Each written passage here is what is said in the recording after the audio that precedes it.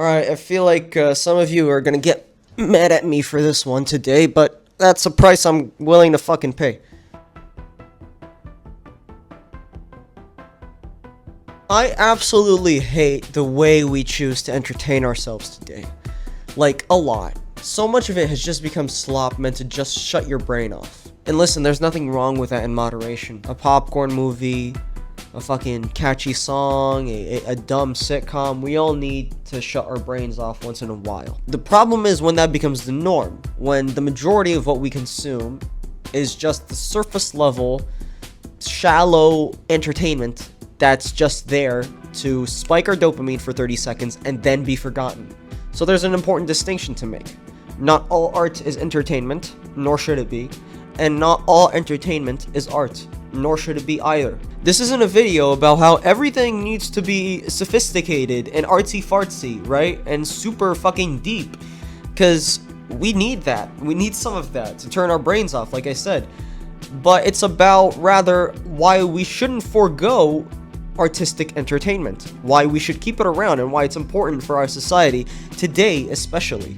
To illustrate that distinction, right? You take a movie like Requiem for a Dream, for example. A movie that nobody fucking watches for fun, right? It's not entertaining. It's brutal, it's heavy, it's gut-wrenching, but it's a work of art. On the other hand, you consider something like shitposting or memes, and God only knows why they captivate us so much, but they undeniably are entertaining.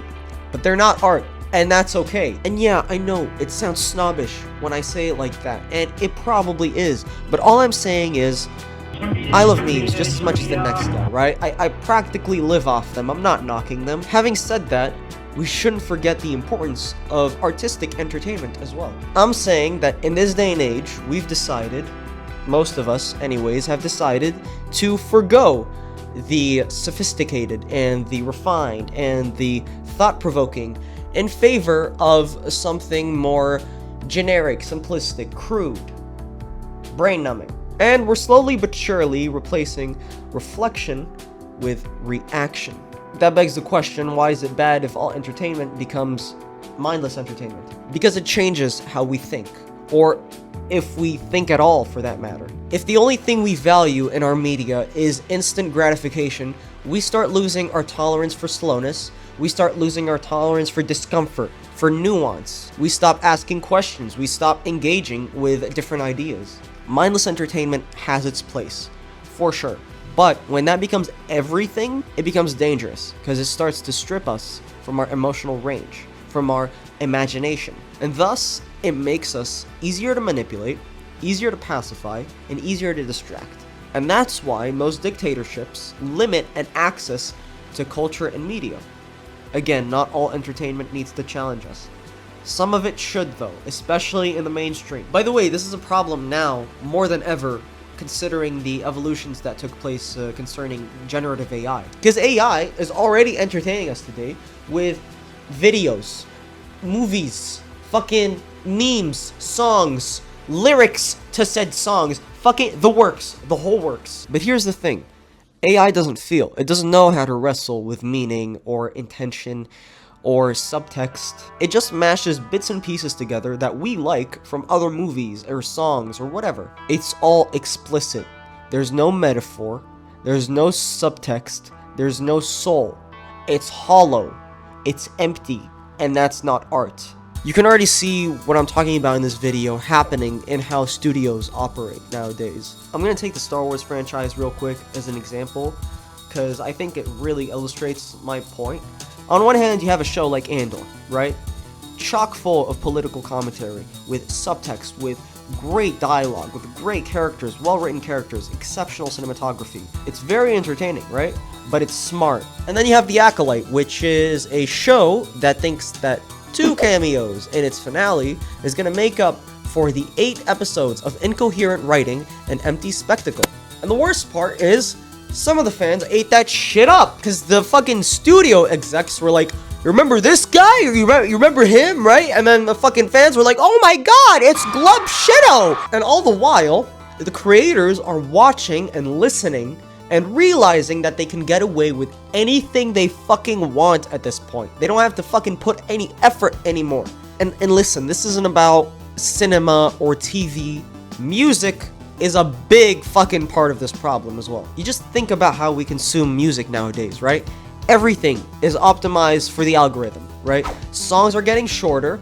There's no fucking bridge anymore, right? The second verse might as well not fucking exist, and the chorus hits 15 seconds into the fucking song. And you might ask yourself, why? Why in the world, right? Because if you don't hook the listener instantly, you lose the stream. The goal isn't to create a beautiful or a memorable piece of music anymore. It's to create something that's scroll-proof. Something that you can use in a TikTok for like 10 seconds and then you fucking forget about it, right? Mainstream music has just become background noise. It's not a fucking experience anymore, for the most part anyways. Of course, you still have great music that exists, right? Smaller artists, indie artists that don't get the recognition that they deserve. And that's just because the current system doesn't reward depth. It doesn't reward experimentation or patience. It rewards instant gratification. Again, inoffensive music, coworker music for lack of better terms. Even fucking lyrics, man. Even lyrics took a hit. Let me give you a quick example. This is Across the Universe, lyrics to Across the Universe, performed by the Beatles and written by Lennon McCartney, right? Words are flowing out like endless rain into a paper cup. They slither while they pass, they slip away across the universe. Pools of sorrow, waves of joy are drifting through my open mind, possessing and caressing me. Now for a more recent song. Fiend, fiend, fiend, fiend, yeah. Fiend, fiend, fiend, fiend, yeah. Fiend, fiend, fiend, fiend, fiend, fiend, fiend, fiend, fiend, yeah. By the way, it took 4 people to fucking write that song. Alright, so we're getting close to the end of the video right now, but real quick I wanted to say, for any Tunisian people that are watching me, because I am Tunisian, hi, hello, welcome. This problem that I'm talking about is the exact problem that we have concerning our cultural and entertainment, what should I say, wasteland that we have in this country. And if you're part of the people that are still defending the cultural landscape in Tunisia or the lack thereof, and the brain-numbing media that we consume here in Tunisia, well, fuck you, because you're part of the problem. And to the rest of you, if some of you were not fully convinced by what I had to say today, that's okay. Let me just give you a couple of examples of works that came out in recent years that demonstrate my point.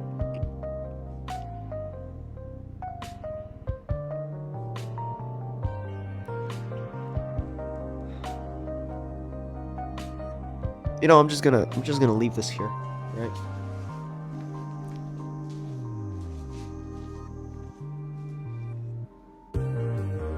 Are you convinced yet, or I'm still gonna let this go for a bit?